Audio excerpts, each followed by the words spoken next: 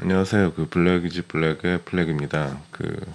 오늘 일요일 아침인데 어제 슈커월드 그분 방송을 듣다 보니까 재미난 생각이 있어갖고 우리 깜깜이들하고도 같이 한번 일요일 아침에 이야기해보면 좋을 것 같아갖고 한번 마이크를 잡았어요.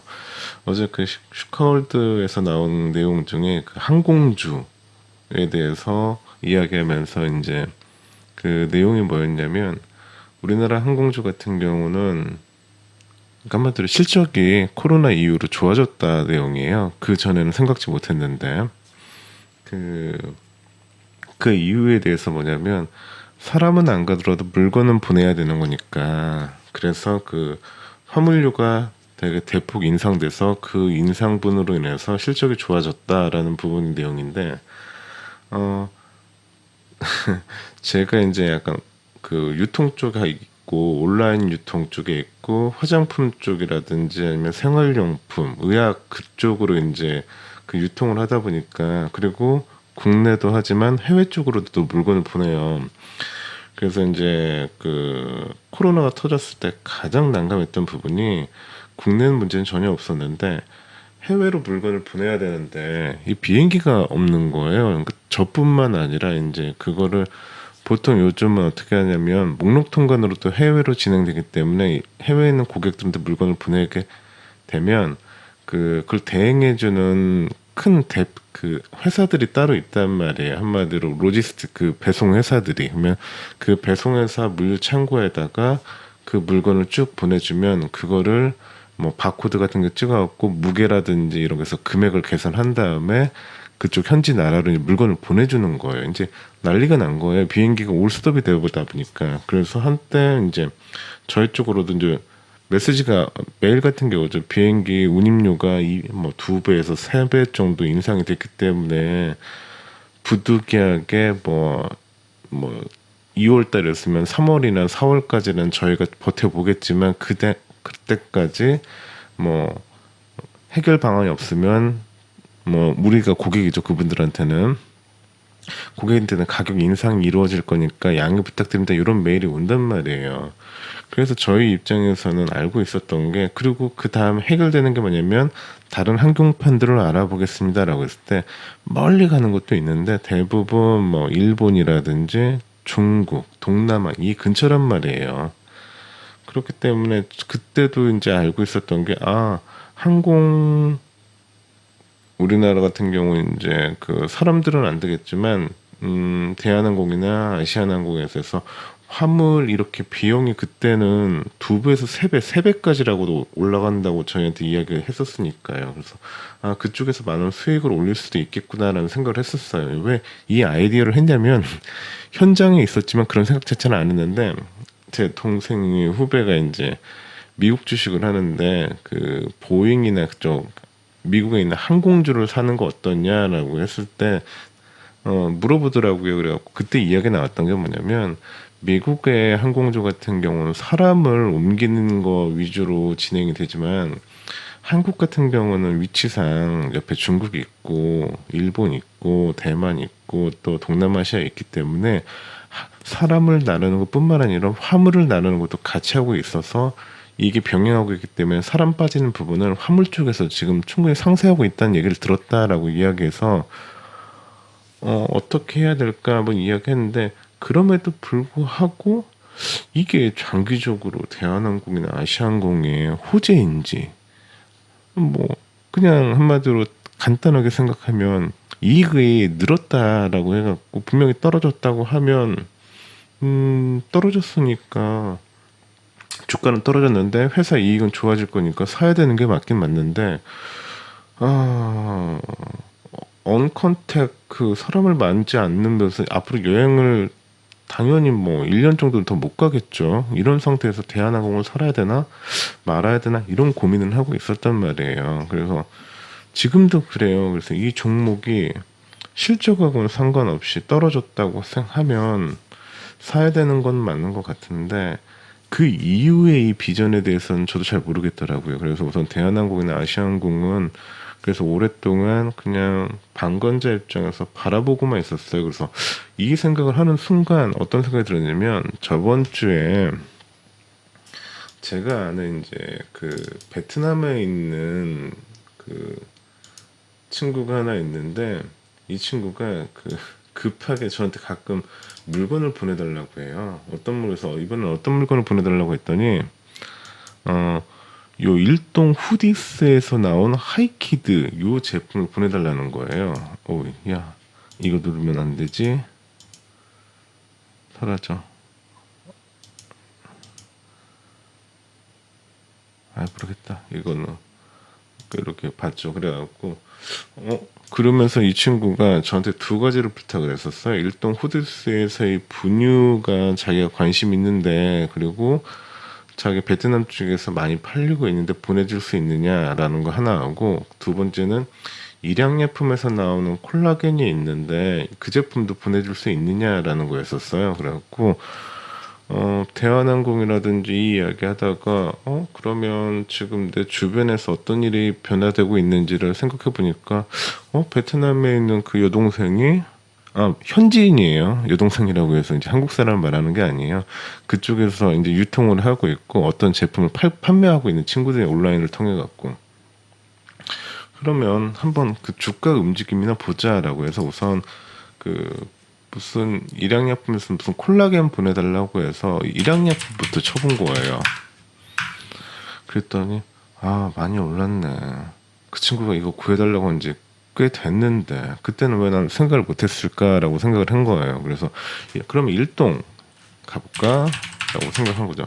그래서 일동 제약하고 일동 후디스 두 가지가 있는데 우선 제약을 봤더니 뭐 안 올랐네. 그 다음에 일동 홀딩스 같은 거. 이거는 뭐 떨어지지도 않고 오르지도 않고 이건 뭔가 느낌 있나? 이 생각을 하고는 있었어요. 그래서 우선 관심 종목에다 넣자라고 해서 기업에 대해서 한번 보기 시작했죠. 우선 일동 제약을 빼고 일동 홀딩스를 봤는데 웬걸 적자야 이 회사.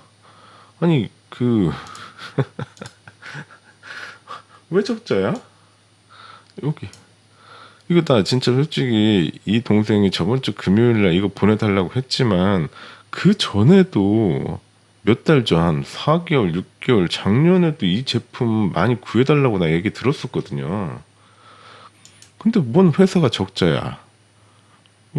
미쳤네? 뭐 어떻게 했길래 이렇게 적자지? 라고 생각을 한 거예요. 그래갖고 재무제표라든지 보면 자산이나 그런 거 있을 때 저 같은 경우는 그냥 눈에 들어오게 재무 비교 차트만 이건 지금 왜 하는 거냐면 저희 깜깜이들 예전에 저희 할 때 이런 거 그냥 간단히 한 번씩만 보는 것만으로 되게 도움이 될 수도 있는데 아는 분들은 당연히 그냥 스킵하면 되는 거고 모르는 분들도 있을 수 있잖아요. 그래갖고 재무 비교 차트 같은 경우 봤을 때 총 자산 일동 홀딩스를 봤을 때 그러니까 이런 거죠. 이때 2019년도에 뭐가 팍 늘었는데 이건 좀 한번 알아봐야 될 것 같고 그리고 매출액 같은 경우는 당연히 늘어났겠죠. 19년부터.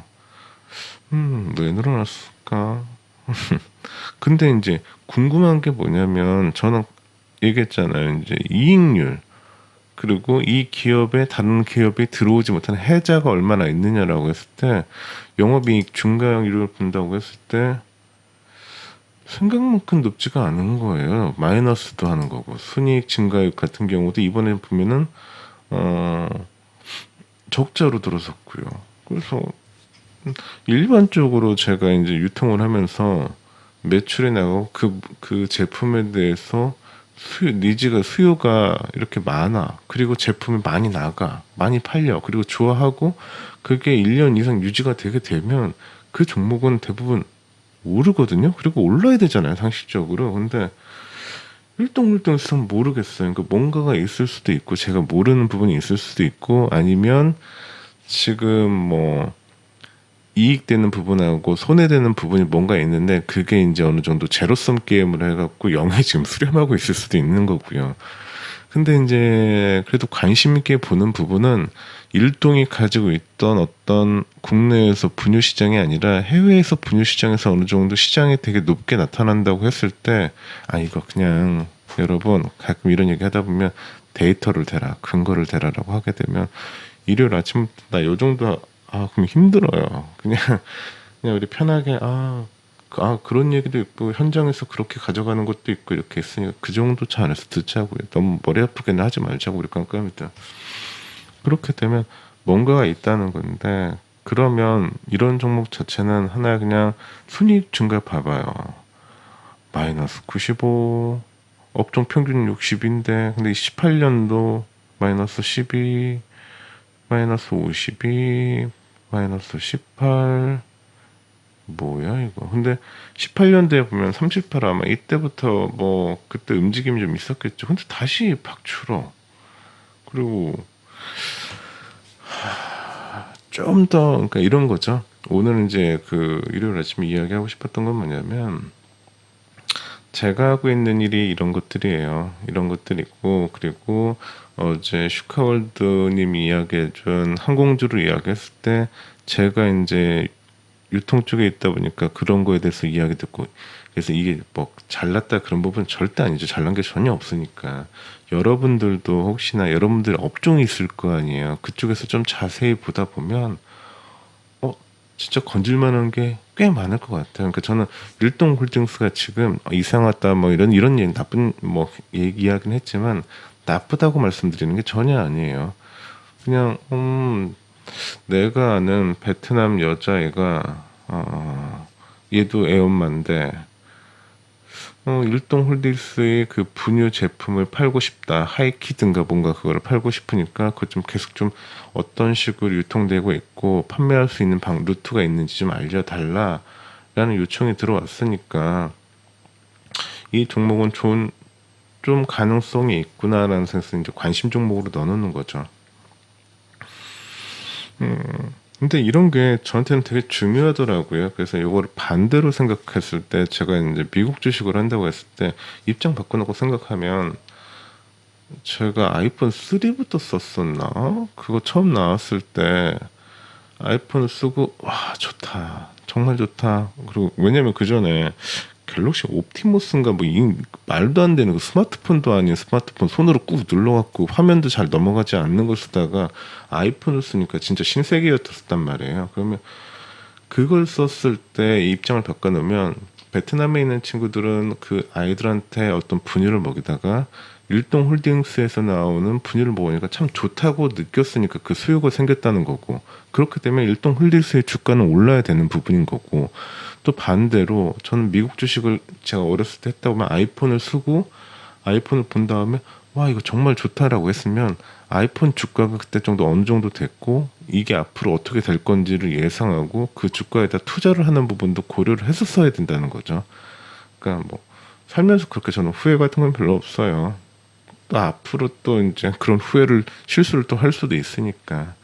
근데 오늘은 요건 재미있는 어떻게 보면은 장기적이죠. 항상 모든 건 뭐 내일 재밌다, 내일 모레 재밌다 이런 얘기는 아니에요.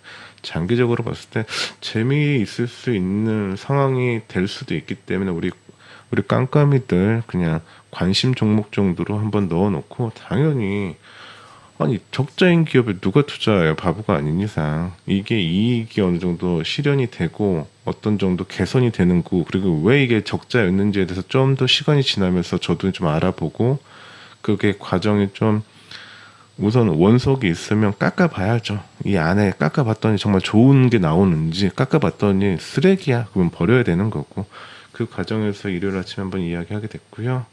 남은 일요일 편안하시고 행복하시고요. 지금까지 블랙이었습니다.